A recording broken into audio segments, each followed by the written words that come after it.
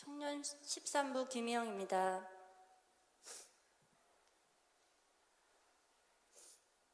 초등학교를 들어가기 2, 3년 전쯤에 어머니가 예수를 믿게 되었습니다. 그래서 저는 유년 시절을 교회에서 지냈습니다. 초등학교 4학년 때 다른 지역으로 이사를 가게 되었고 사춘기를 지내면서 교회를 다니지 않게 되었습니다. 그러다 대학교 때 친구를 통해서 청년부 모임을 가게 되었고 가끔 생각나면 가는 그런 기독교인이었습니다. 그러다가 대학교 3학년 때 학교 벽에 붙어있는 한 포스터를 보게 되었습니다. 미국에서 일하면서 공부를 할 수 있다는 유학원 광고였습니다. 그것을 보는 순간 저는 미국을 가야겠다고 마음을 먹었습니다. 아르바이트를 해서 모아두었던 약간의 돈으로 유학원 비용을 내고 서류 준비를 시작했습니다. 집안 형편이 좋지 않아서 비자를 받는데 필요한 서류를 마련하는데 많은 어려움이 있었습니다. 평균 얼마의 은행 잔고를 증명하는 것이 불가능했습니다. 어떻게 대충 서류를 준비해서 일단 서류를 제출했습니다. 그런데 비자가 나오지 않을까 조바심이 나기 시작했습니다. 그때쯤 교회 청년부에서 한 형제가 간증을 하였는데 자기는 서원 기도를 해서 주님께 기도 응답을 받았다고 간증하였습니다. 그러면서 정말 너무 간절히 필요한 게 있다면 서원 기도를 해보라고 했습니다. 그래서 서원 기도를 하기로 작정하였습니다. 저는 주님이 미국을 보내주시면 주의를 지키겠다고 주님께 서원하였습니다. 그리고 일주일간 생각날 때마다 그 기도를 하였습니다. 그리고 금요일에 저는 비자 인터뷰를 하고 학생 비자를 받았습니다. 저는 주님께서 비자를 주신 것을 의심치 않았습니다. 저는 6개월간만 어학 연수를 할 계획으로 미국에 왔습니다. 미국에 와서 일자리를 잡다 보니 주일 예배에 가겠다고 서원한 것을 생각조차 못했고 결국 가지 않게 되었습니다. 미국 뉴욕에서 6개월 동안 일을 하며 영어를 배운다는 것은 제가 소망한 결과를 주지 않았습니다. 그쯤 친구가 미국 대학교로 편입을 생각하고 있었고 저와 함께 서류를 내려가자고 했습니다. 그래서 친구 따라 가서 저도 덩달아 서류를 내게 되었습니다. 얼마 지나지 않아 학교로부터 입학 허가가 났다고 연락을 받게 되었습니다. 그래서 저는 버룩 칼리지 어카운팅으로 편입하게 되었습니다. 새롭게 얻은 기회라고 생각해서 열심히 공부를 했습니다. 학기 전 방학에 캐시어로 웨이트레스로 7일을 일해서 목돈을 모았고 학교를 다니는 내내 33센트 인스턴트 라면을 먹으며 하루 세끼 끼니를 때우며 생활했습니다. 빨리 졸업을 해야겠다는 마음뿐이어서 마지막 새 학기는 매 학기 21개의 크레딧을 들었습니다.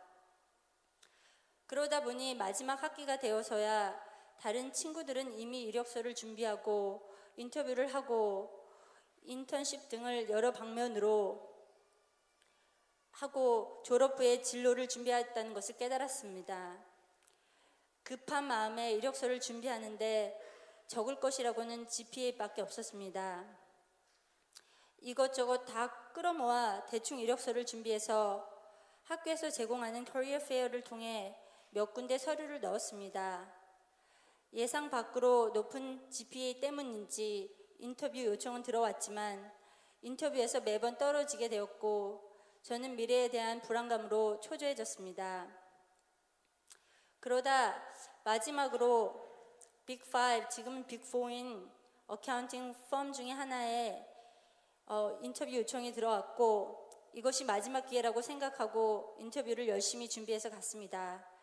그러나 인터뷰 중에 예상치 못한 질문 때문에 당황하였고 인터뷰가 끝났을 땐 저는 떨어질 거라고 확신했습니다. 집에 돌아와서 좌절하고 있는데 갑자기 예전에 서원 기도를 하여 미국으로 온 것이 기억났습니다.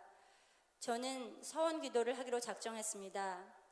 주님이 이 직장을 주시면 교회를 다니고 6개월 동안 11조를 내겠다고 작정했습니다. 저는 그때 11조의 의미를 알지 못했기 때문에 6개월치 11조는 제 입장에선 대단한 조건을 내놓은 것이라고 생각했습니다. 그렇게 일주일을 기도했고 예상치 않게 저는 그 회사로부터 오퍼를 받게 되었습니다. 이번에도 주님이 주신 것이 확실했습니다. OPT 지원으로 인해 졸업 후 1년 후에 일을 시작하기로 회사와 계약했습니다. 1년이라는 시간이 남았기 때문에 저는 뭐라도 해야겠다고 생각해서 우연히 학교 커리어 센터에서 발견한 다른 회사에 원서를 넣게 되었습니다. 맨하튼 미드타운에 있는 작은 헤지펀드 회사의 어카운팅 포지션이었고 그날로 연락이 와서 그 다음 날로 인터뷰를 잡았습니다. 작은 회사라 CEO가 인터뷰를 했고 다음 날부터 일하라고 했습니다. 그 다음 날 회사에 가서 저는 OPT가 나오지 않아 현금으로만 급여를 받아야 된다고 얘기했습니다. 그는 시간당 25불을 주겠다고 수락했습니다. 헤지펀드 같은 회사는 규정을 중요시 여기기 때문에 이것은 있을 수도 없는 일이었습니다. 이런 행운이 또 나에게 오다니 이젠 제 인생의 고생 끝 행복 시작인 것 같았습니다. 저는 그곳에서 아이리그 출신 CFO에게 개인 교습을 받듯이 전화 받는 법부터 이메일 쓰는 법, 각종 서류 정리하는 법들을 배웠습니다. 저는 제가 번 돈 중 기본 생활비를 제외하고 나머지는 저축했습니다. 9개월쯤 되었을 때 15,000불을 모으게 되었습니다. 그때쯤 한국에 있는 가족이 돈이 필요하다 해서 저는 흔쾌히 돈을 보내겠다고 약속했습니다. 제가 일할 수 없는 신분이어서 저는 제가 번 돈을 친구 계좌에 넣어두었습니다. 친구에게 부탁을 해서 송금을 하게 했고 일주일이 지나고 2주일이 지나고 3주가 지났어도 돈을 받지 못했다는 소식을 듣고 은행 문제라 생각해서 은행에 찾아갔고 내가 가져온 서류를 보여줬더니 그 서류는 송금이 되었다는 증명 서류가 아니라고 하였습니다. 결국에 저는 친구가 그 돈을 가져온 것을 뒤늦게 알게 되었습니다. 저는 배신감으로 밥을 먹지도 못했고 잠을 자지도 못했고 아무 때나 억울해서 울었습니다. 그렇게 우울한 날들을 보내고 있었습니다. 그런데 갑자기 제가 했던 서원 기도들이 생각났습니다. 주님과의 약속을 지키지 않았으니 주님이 다 가져간 것이 당연하다고 느껴졌습니다. 그리고 주님이 더 가져가실까봐 두렵기 시작했습니다. 서원했던 기도를 지키기 위해 오로지 11조를 내겠다는 일념으로 교회를 찾기로 했습니다. 그리고 코리아타운 근처에 있는 한 교회를 찾았습니다. 그 주일에 그 교회 문 앞까지 갔습니다. 하지만 도무지 안에 들어갈 용기가 나지 않아 다음 기회를 계약하고 그 자리를 떠났습니다. 그 주 코리아타운에서 예수복음교회 최현식 집사님을 만나게 되었습니다. 저한테 교회를 다니냐고 물어보셨고 저는 아니라고 대답하였고 교회에 올 생각이 있느냐고 해서 가겠다고 했습니다. 그 주에 911이 일어났고 911 다음 주에 저는 예수복음교회를 처음으로 오게 되었습니다. 교회에 오는 길에 밴 안에서 심하게 멀미를 했습니다. 저는 버스나 승용차를 타면 항상 극심한 멀미를 했습니다. 그래서 특별한 건 아니었습니다. 제가 멀미로 괴로워하자 같은 구역에 있는 동생이 멀미하는 저를 위하여 기도를 해줬습니다. 지금 생각해보면 방언으로 기도를 한 것 같습니다. 저는 눈물이 하염없이 났으며 밴에서 내릴 쯤에 제 머리는 너무나 맑았습니다. 저는 예수복음 교회에서 첫 예배를 드렸습니다. 목사님 설교 말씀 내용은 기억이 나지 않지만 맞는 말을 하신다고 생각했던 것은 기억합니다. 또한 구성전을 가득 채웠던 열교와 분위기는 기억합니다. 예배 후 예배가 어땠냐는 질문에 저는 고행에 온 듯하다고 했습니다. 그 주 수요일 구역 예배에 참석했고 다음날 구역 식구 몇 명과 전도사님을 만났습니다. 코리아타운에서 저녁 식사를 하는데 전도사님은 제게 예수를 믿느냐, 예수가 누군지 아느냐 하며 제 기본적인 신앙을 확인하는 질문을 하셨고 저는 그 질문에 아는 대로 대답했습니다. 그러자 갑자기 성령을 받았냐고 물어보셨고 성령은 무슨 일을 하시는지 아느냐, 성령을 받지 않고는 예수를 제대로 알지 못한다, 성령 받겠느냐라고 물어보셨습니다. 성령은 좋은 분 같았고 받지 않을 이유가 없는 것 같아서 그렇게 하겠다고 했습니다. 그러자 전도사님은 그 길로 파라무스에 있는 교회로 저를 데리고 오셨습니다. 그렇게 저는 그 저녁 교회로 왔습니다. 성령 받기 위해 전도사님과 구역 식구들은 저를 둘러싸고 둥그렇게 앉았고 저에게는 아버지만 젖먹던 힘을 다해서 부르라고 하셨습니다. 그래서 저는 아버지를 온 힘을 다해서 부르기 시작했고 몇 차례 부르는데 눈물 콧물이 엄청나게 나오고 갑자기 혀가 말리며 제 입으로 이상한 소리를 내기 시작했습니다. 저는 그렇게 듣도 보도 못했던 방언을 하게 되었습니다. 한참 더 기도를 하고 교회 문을 여는 순간 제 눈에 제가 알던 세상이 아닌 다른 세상이 보였습니다. 집에 오자마자 꼭 성경을 읽고 자라는 전도자의 말을 따라 신약 성경을 읽기 시작했습니다. 마태복음 1장을 읽기 시작하는데 눈에서 하염없는 감사와 기쁨의 눈물이 흘렀습니다. 그렇게 성령 받은 몇 달 동안 신약을 몇 차례 읽었습니다. 말씀이 꿀과 같이 달게 느껴졌습니다. 성령을 받고 나니 이 좋은 일을 다른 사람에게 알고 싶었습니다. 그래서 그전까지 못되게 굴었던 직장 동료에게 점심을 먹자며 다가가서 잘해주기 시작했습니다. 그 직장 동료는 갑자기 하루아침에 변한 저의 태도에 엄청 의아해했습니다. 결국 계속되는 해유에 교회를 오게 되었습니다. 그 직장 동료가 바로 오종훈 집사입니다. 언니는 제 생애 첫 헌신 영혼 봉헌이었습니다. 전도되어 교회 온 지가 9월이었고 저는 10월 부서 헌신에 참여하게 되었습니다. 저는 헌신 예물로 회사에서 받은 바이위클리 체크 뒷면에 사인만 해서 바로 교회에 드렸습니다. 헌신을 통해 은혜를 받았고 저는 곧바로 로고스 청강을 시작했고 그 해에 조회에 참석해서 침례를 받게 되었습니다. 침례의 의미를 정확히 이해했는지 기억이 나지 않지만 저는 너무나 감사해서 많은 눈물을 흘렸습니다. 다음에 로고스를 수강하였고 하나님의 비밀을 나에게 알려주셨음을 감사했습니다. 한국에 있는 가족, 친구들에게도 복음을 전하게 되었고 저는 사이비에 빠진 불쌍한 사람이 되었습니다. 그리고 새로 가게 된 직장에서는 회사 트레이닝 중에 호텔방에 한국 직원들을 모아 기도회 아닌 기도회를 열었습니다. 또한 회사 점심시간엔 구역 식구들과 만나 함께 캠퍼스 전도를 하였습니다. 저는 세상에서 노바디입니다.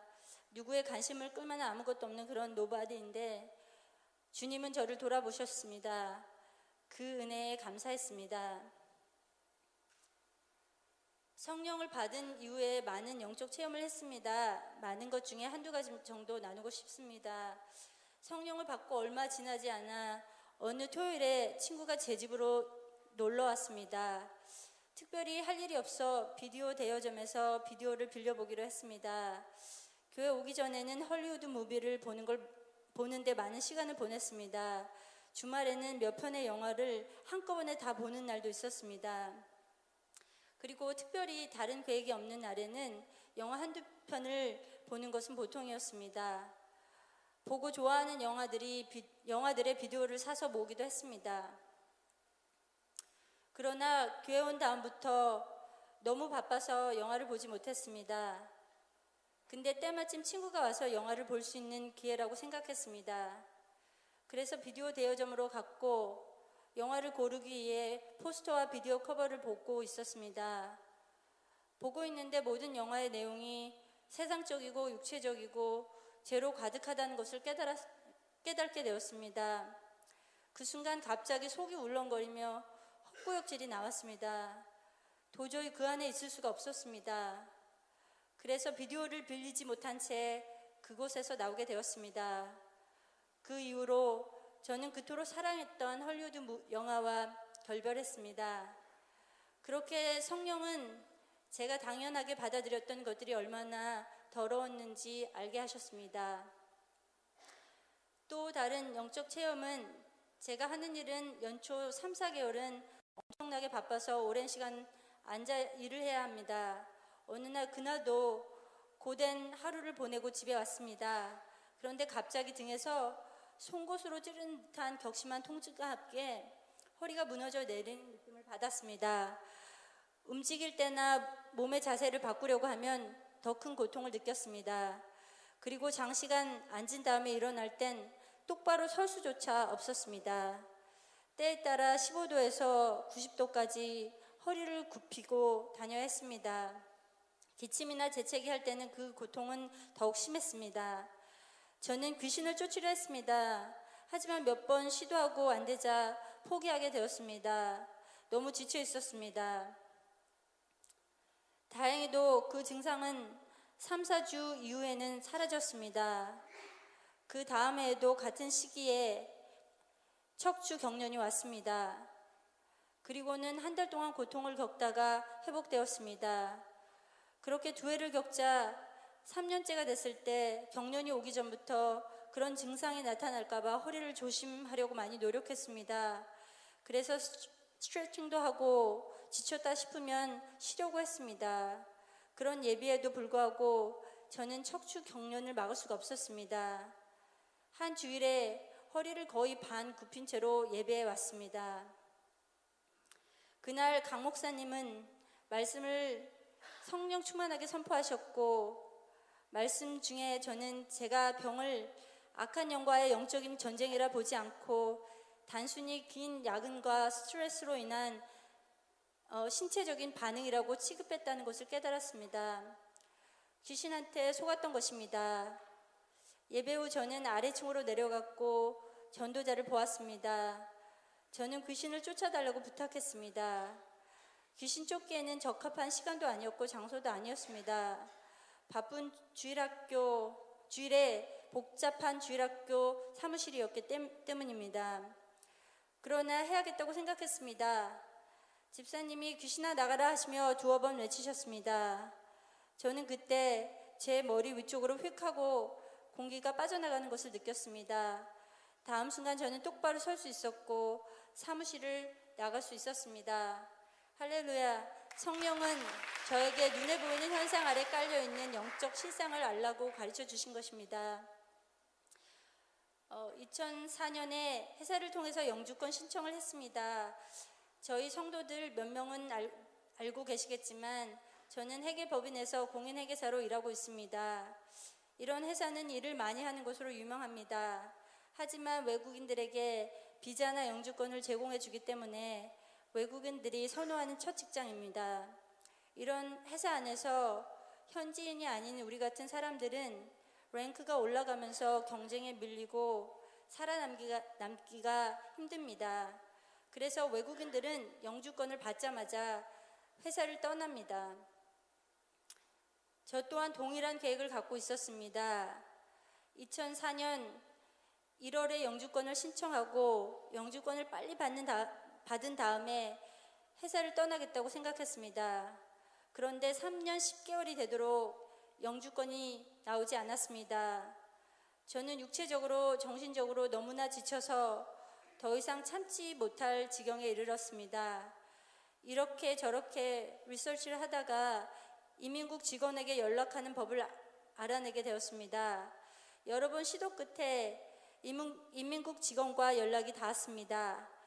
그래서 저는 이민국 직원에게 제 케이스가 진행되고 있는지를 물었습니다. 그 직원은 제 케이스는 아직 시작도 안 됐다고 말했습니다. 그 말을 듣는 순간 절망했습니다. 그날 저녁 저는 남편에게 더 이상 견딜 수 없을 것 같다고 말했습니다. 그래서 직장을 그만두고 싶다고, 다른 직장을 알아보겠지만 어쩌면 법적 신분을 잃어버릴 수도 있다고 말했습니다. 그래도 괜찮냐고 물었습니다. 저는 일에 대해서 남편에게 말한 적이 없기 때문에 남편은 제가 심각하다는 것을 알았습니다. 그는 그래도 괜찮다고 했습니다. 그래서 우리는 손을 같이 잡고 기도하기 시작했습니다. 주님, 이제 더 이상은 참을 수가 없습니다. 도와주시든지 아니면 그거 없이도 교회 떠나지 않고 여기서 살 수 있도록 믿음을 주세요. 그렇게 기도하고 난 후 일주일 후에 이민국에서 메일이 왔습니다. 그 안엔 저와 제 남편의 영주권이 들어 있었습니다. 하나님이 우리의 기도를 들어주셨습니다. 마치 애굽의 노예로 있던 이스라엘이 더 이상은 참을 수가 없어 울부짖었을 때 그 소리를 들으셨듯이 제 신음을 들어주셨습니다. 영주권을 받은 다음 미국 경제가 갑자기 나빠졌고 저는 다른 직장을 바로 찾지 못했습니다. 2010년 후반에 저는 마침내 직장을 찾으려고 어느 회사에 인터뷰를 받습니다. 두 번의 인터뷰 후에 저는 오퍼를 받게 되었습니다. 그 회사에서 저의 경력을 좋게 보았습니다. 그 일은 제가 원하는 완벽한 일은 아니었지만 스트레스도 적을 것 같고 일하는 시간도 적은 것 같고 급여도 더 나았습니다. 그 오퍼를 수락하려고 했습니다. 그래서 다니던 회사의 다른 회사에서 오퍼를 받은 것을 말했습니다. 제가 속한 그룹의 헤드 파트너는 그 얘기를 듣고 떠나지 않았으면 좋겠다고 말을 했고 무슨 조건이면 회사에 남을 것인지 생각해보고 다시 얘기하자고 했습니다. 저는 결국에는 회사에 남기로 결정을 했습니다. 새로 가려고 했던 회사에서 해야 할 일 중에 한 가지가 마음에 걸렸습니다.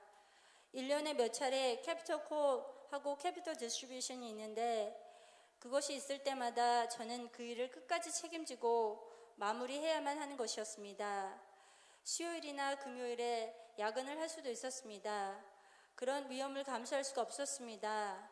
다니는 직장은 오랫동안 일을 했기 때문에 스케줄을 조정할 수 있어서 교회 모임과 예배를 빠지지 않을 수 있습니다. 그때쯤 강 목사님한테 전화가 왔습니다.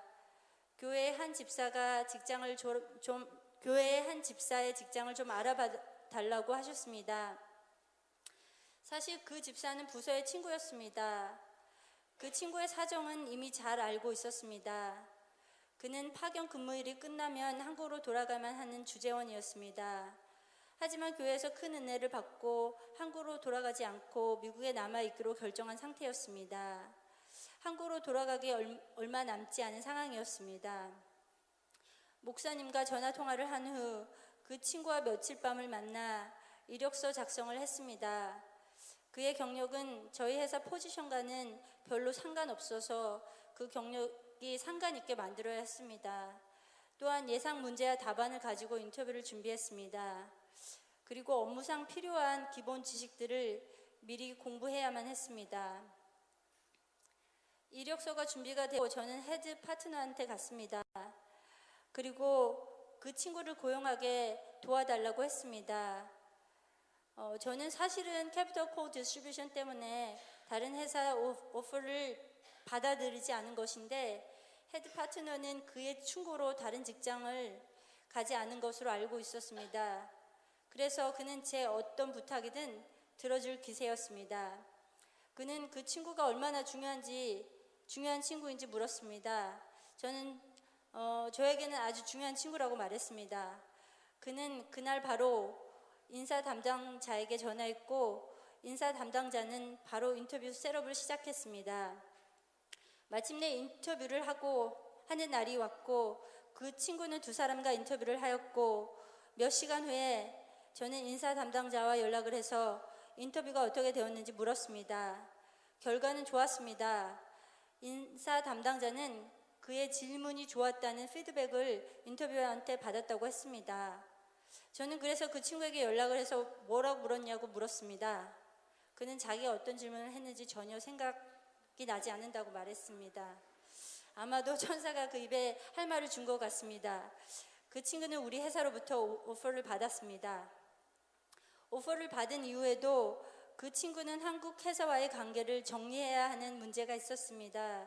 그는 한국 회사 법무로부터 회사로 복귀하지 않으면 고액의 손해배상 소송을 제기할 것, 재산가압류, 형사 고소도 불사할 것, 한국 입국 시 신변 보호 할 것 등의 협박을 받았습니다. 본인, 목사님, 성도들의 기도의 결과로 결국 주님께서 한 통의 편지를 통해 회장과 임원들의 마음을 감동시키므로 얼마의 비용만을 반환하는 조건으로 소송 취하와 사직서 수락을 통보받게 되었습니다.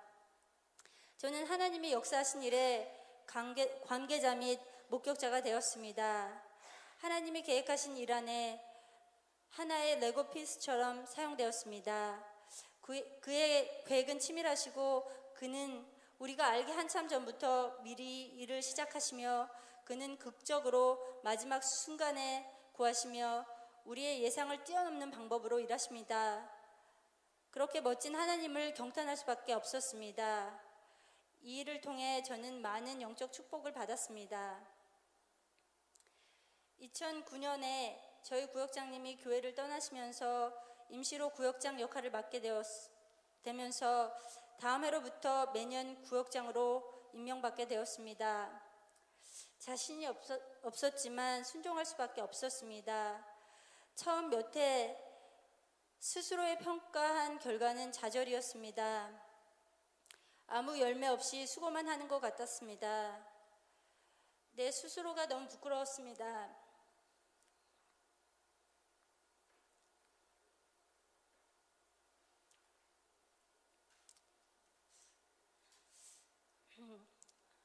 또한 애쓰고 힘써 섬기던 영혼들이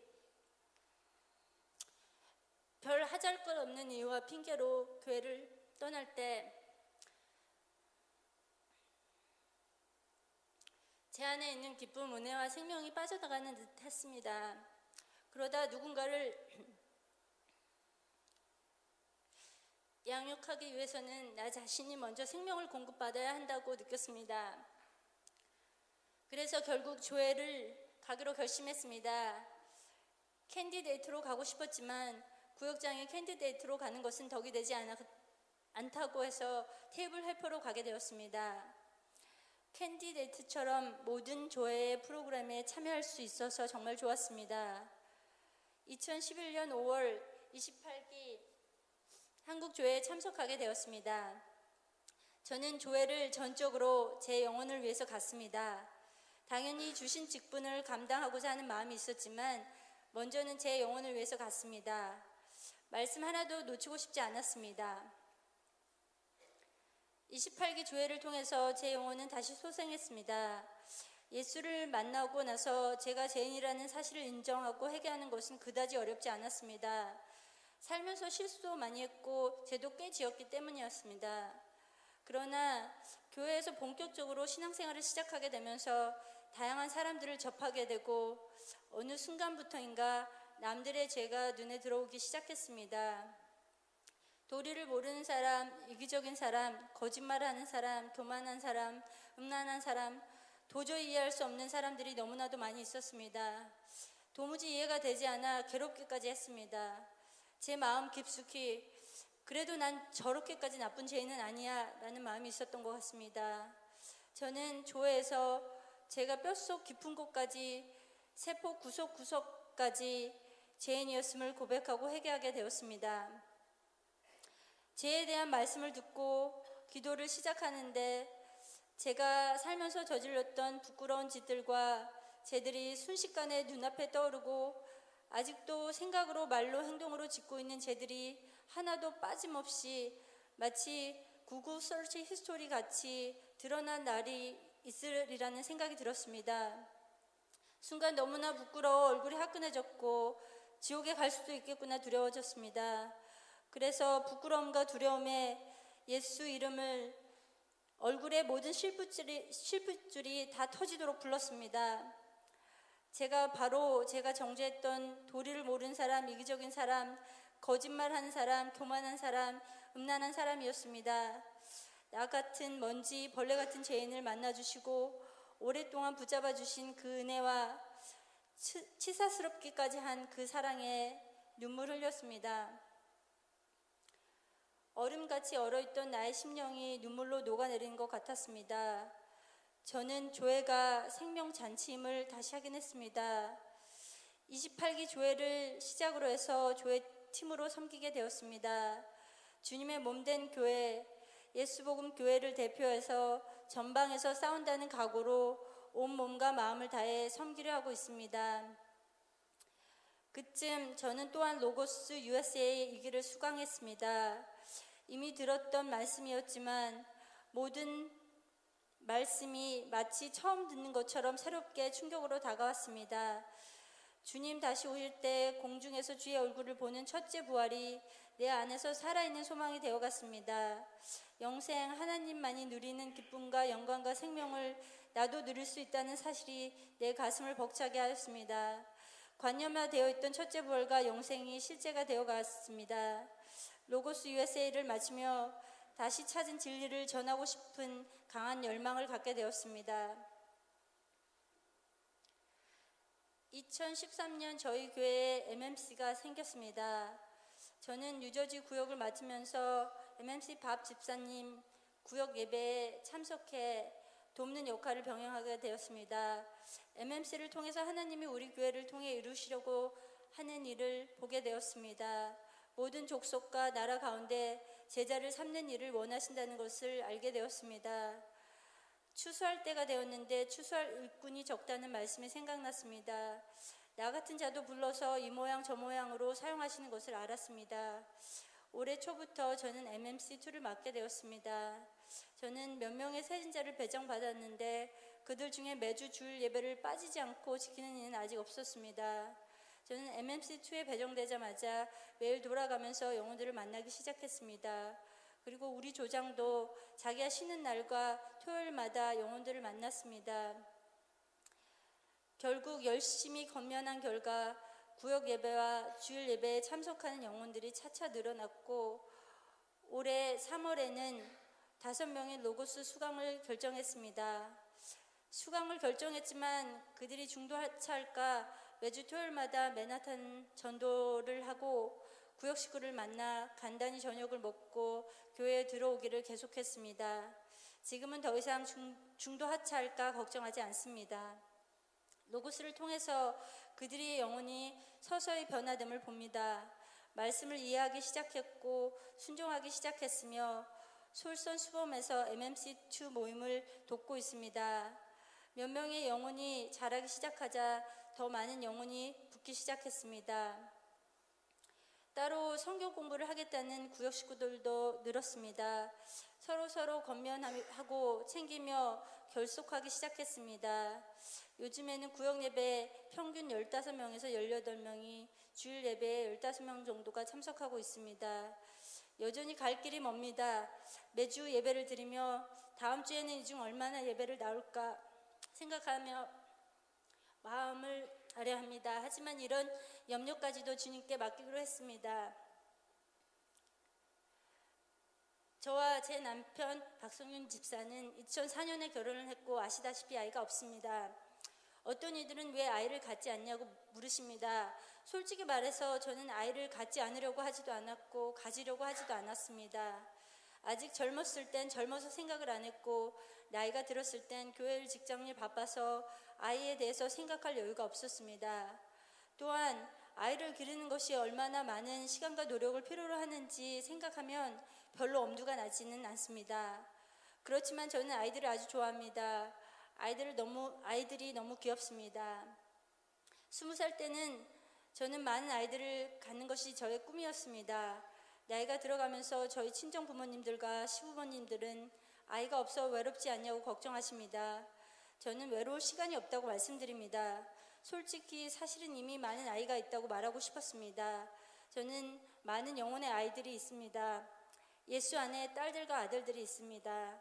저에게는 큰딸도 있습니다.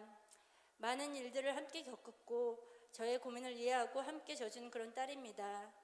가르쳐주는 대로 순종하고 매사에 최선을 다하는 그런 아들도 있습니다. 그리고 뒤에서 늘 저를 도와주는 동역자 남편도 있습니다. 저는 올해 더 많은 아들과 딸들을 얻었습니다. 저는 우리 구역 식구들을 통해서 육체의 자식은 비록 없지만 감히 부모의 심정을 이해할 것 같습니다. 예수 복음교회에 온 이후에도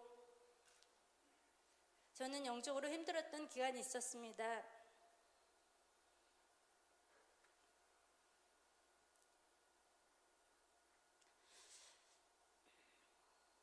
영생이 실제가 아니었고 간염이었을 때가 있었으며 죄와 이생의 자랑과 세상의 기쁨을 완전히 잘라내지 못했을 때도 있었습니다. 믿음이 주님의 말씀에 순종과 복종함으로 자란다는 것을 깨닫지 못해 소리 없이 반항할 때도 있었으며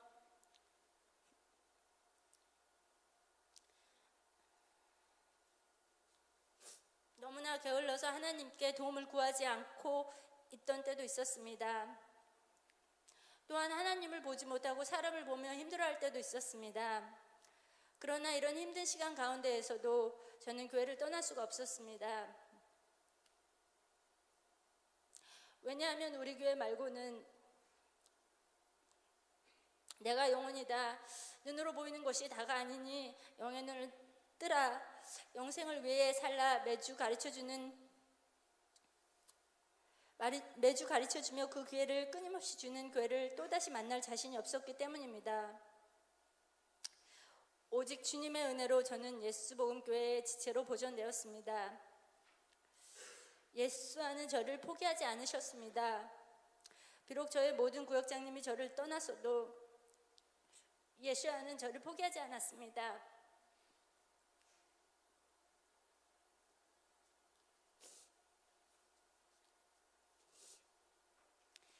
예수복음교회에 다니기 위해서 우리 모든 성도들은 뭔가를 내려놓았다고 믿습니다. 또한 남다른 희생을 한 성도들의 간증이 우리에게는 있습니다.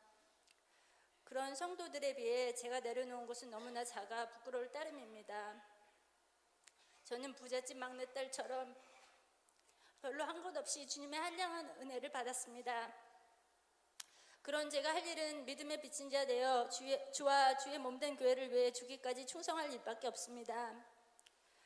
저는 주님과 한 약속을 통해 예수를 만났고 주의 은혜로 여기까지 붙들렸으며 다시 오실 주님과 영생의 약속을 믿고 이 길을 끝까지 마치려 합니다. 이 길을 혼자 외로이 가지 않게 해주신 예수복음교회 성도 여러분 감사합니다. 강 목사님, 김 목사님 앞에서 믿음의 본이 되어주셔서 감사합니다. 그리고 주님 감사하고 사랑합니다.